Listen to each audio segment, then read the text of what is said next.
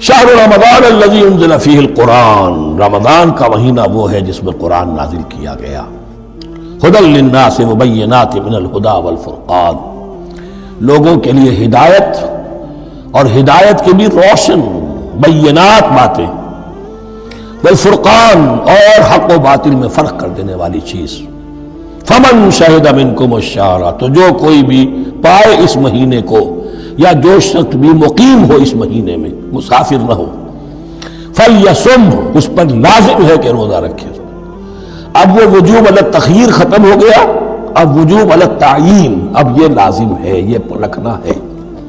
ایک رعایت باقی رکھی، ومن کان مریضا او علی سفر فعدۃ من ایام اخر، جو بیمار ہے یا یہ کہ سفر پر ہے وہ تعداد پوری کر لے دوسرے دن. یرید اللہ بکم الیسر ولا یرید بکم العسر، اللہ تمہارے ساتھ آسانی چاہتا ہے، سختی نہیں چاہتا. یہ لوگ اپنے اوپر سختیاں جھیلتے ہیں، شدید جو ہے سفر کے اندر بھی روزہ رکھے ہوئے، حالانکہ یہاں اجازت دی ہوئی ہے. یہ بلکہ حضور نے ایک مرتبہ ایک سفر میں کافی سرزنش کی، کچھ ایک جہاد اور قتال پہ نکلے تھے، لیکن کچھ لوگوں نے اس سفر میں بھی روزہ رکھ لیا. نتیجہ یہ ہوا کہ سفر کے بعد جہاں منزل میں اب جا کر خیمے لگانے تھے وہ نڈھال ہو کر گر گئے. جن لوگوں کا روزہ نہیں تھا انہوں نے پھر وہ خیمے لگائے، منزل کا کام کیا. تو حضور نے فرمایا کہ لیس من البر الصیام فی السفر، روزے رمضان اس میں سفر میں روزہ رکھنا کوئی نیکی کا کام نہیں ہے. لیکن ہمارا تصور اور ہے، 105 بخار چڑھا ہوا ہے، روزہ نہیں کھولوں گا میں، روزہ تو میں نے رکھا ہوا ہے، یا روزہ تو میں نہیں چھوڑوں گا. حالانکہ جہاں رعایت اللہ کی ہے اس رعایت سے فائدہ نہ اٹھانا ایک طرح کا کفران نعمت ہے. وَلَتُكْمِلُوا الْعِدَّةَ، لیکن تمہیں عدت اور تعداد اب پوری کرنی ہوگی. وہ جو تھی ایک رعایت کہ فدیہ دے کر فارغ ہو جاؤ، وہ نہیں ہے. وَلِتُكَبِّرُوا اللَّهَ عَلَىٰ مَا هَدَاكُمْ، اور تاکہ تم تکبیر کرو اللہ کی اس پر کہ جو اس نے ہدایت تمہیں عطا فرمائی. وَلَعَلَّكُمْ تَشْكُرُونَ، اور تاکہ تم شکر کر سکو اس نعمت عظمیٰ کا جو قرآن حکیم کی شکل میں تمہیں دی گئی. اس موضوع پر میرا کتابچہ عظمت صوم اور عظمت صیام و قیام قرآن، اس میں یہ سارے مضامین تفصیل سے آئے ہیں. کیا حکمت ہے، کیا غرض و غایت ہے، کیا مقصد ہے، اور آخری منزل کیا ہے.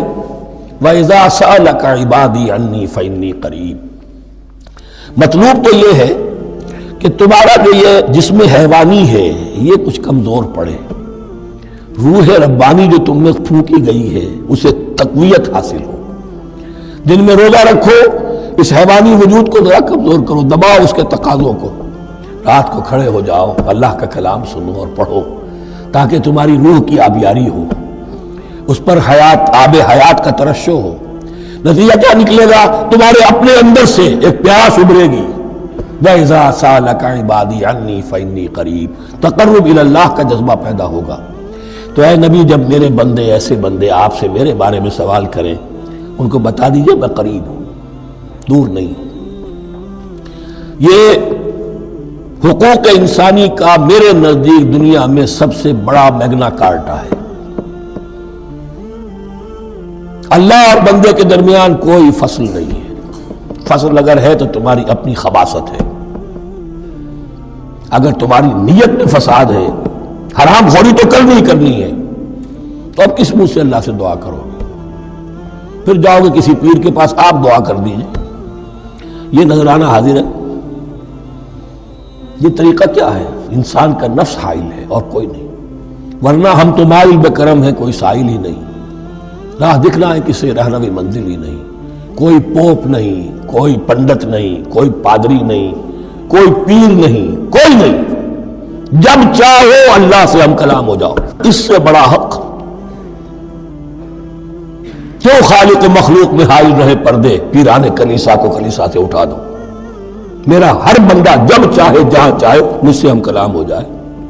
ہاں شرط ہے اس کی، وہ شرط آگے آ رہی ہے. اجیب دعوت الداعی اذا دعان، میں تو ہر پکارنے والے کی پکار سنتا ہوں، اور سنتا نہیں جواب دیتا ہوں، اور صرف جواب نہیں دیتا، قبول کرتا ہوں. اجابت میں یہ تینوں چیزیں موجود ہیں. اور اذا دعان، جہاں مجھے پکارے جب پکارے، there and then میں موجود ہوں. لیکن شرط کیا ہے؟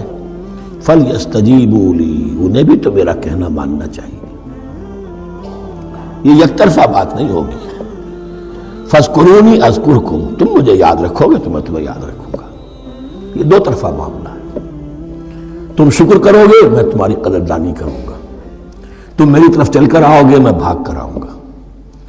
تم بارش برآؤ گے میں ہاتھ بڑھاؤں گا. لیکن تم رخ موڑ لو گے ہم بھی رخ موڑ لیں گے. ہماری تو غرض نہیں ہے، غرض ہے تو تمہاری. تم رجوع کرو گے ہم بھی رجوع کر لیں گے. تم توبہ کرو گے ہم اپنی نظر کرم پھر تمہاری طرف متوجہ کر دیں گے. لیکن ہر چیز ان تنصروا اللہ ینصرکم، اللہ کی مدد کرو گے تو اللہ تمہاری مدد کرے گا. تمہاری دوستیاں ہو، پینگے بڑھا رہے ہو اللہ کے دشمنوں کے ساتھ، ساز باز ہو اللہ کے دشمنوں کے ساتھ، اور کھڑے ہو جاؤ قنوت نازلہ میں اللہ سے مدد مانگنے کے لیے، تم سے بڑا بے وقوف کون ہوگا؟ پہلے اللہ کی طرف رخ تو کرو، اللہ سے اپنا معاملہ درست کرو. ہاں اس میں کوئی یہ شرط نہیں ہے کہ پہلے ولی کامل اس وقت توبہ کرو خلوص نیت سے اور سارے پردے ہٹ جائیں گے، لیکن خلوص نیت کے ساتھ توبہ. وَإِذَا سَأَلَكَ عِبَادِي عَنِّي فَإِنِّي قَرِيبٌ أُجِيبُ دَعْوَةَ الدَّاعِ إِذَا دَعَانِ فَلْيَسْتَجِيبُوا لِي وَلْيُؤْمِنُوا بِي لَعَلَّهُمْ يَرْشُدُونَ.